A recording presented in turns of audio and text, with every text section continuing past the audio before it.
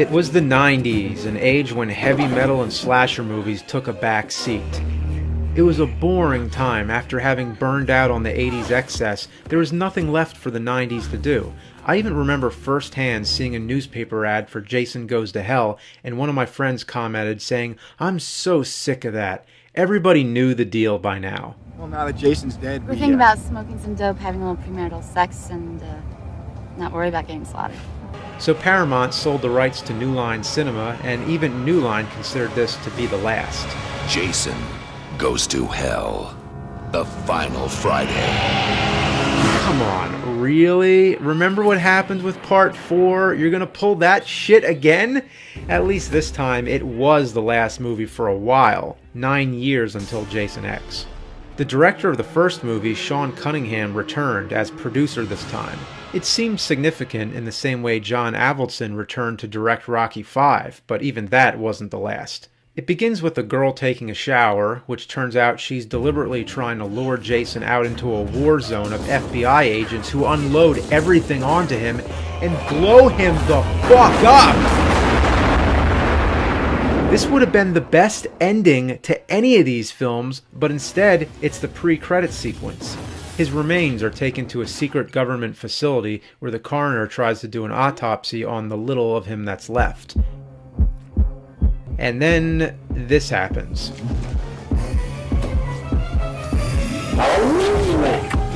Yeah. By the way, one of the security guards is Kane Hodder, who still plays Jason as well. You want nothing but a big old pussy anyway. How you doing, you fat-ass, maggoty, blown-up fuck? Then the coroner begins killing people. We can already come to the conclusion that Jason took possession of his body, but they don't offer much explanation. Almost immediately, a bounty hunter is hired named Creighton Duke, who's the only guy who knows what's really going on with Jason. Oh, he may get blown up, but that's just a little minor inconvenience for him. He'll just get himself another body. He's the closest you get to a Dr. Loomis type character. From this point on, Jason keeps killing people and switching bodies by transferring a worm-like creature into them. So I guess this worm is the actual Jason. This kind of stuff turns the mythology of the series completely upside down. Oh, Jesus. It's like in Halloween 6 when they tried to give Michael Myers a reason and it got really fucking stupid. Jason Goes to Hell came out before and did a better job, but that's not saying much. He won't stop coming for you until he gets you, until he's reborn. There's a lot of horror references, using names of directors. Because otherwise Landis is really gonna kill you. Cunningham, Landis. It's more like a reference to Night of the Creeps because it's the same type of thing. What's the C stand for? Let me guess. Corman University? But here's one that's unexpected. The Necronomicon makes an appearance, the one from the Evil Dead movies. The book from Evil Dead is in this movie.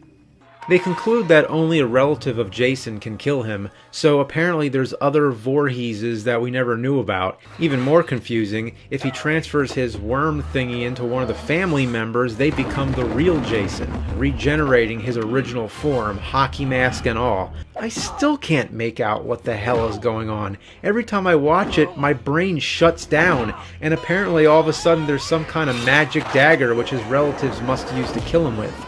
So, as the title suggests, Jason is sent to hell, I suppose.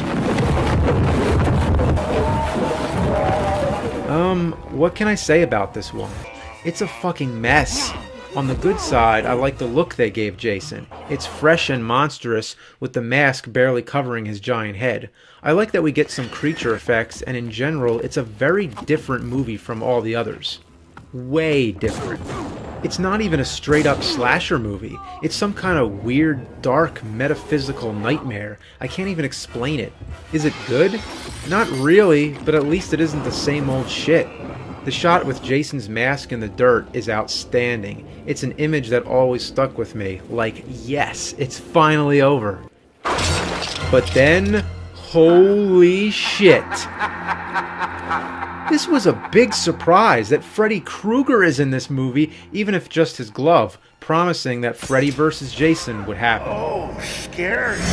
And it did happen, but not after a 10-year delay and lots of talk in between. I'm going to say 2 words to you, Mr. Duke, and I want you to say the first thing that comes to your mind, okay? Okay. Jason Voorhees. Well, that makes me think of a little girl in a pink dress sticking a hot dog through a donut.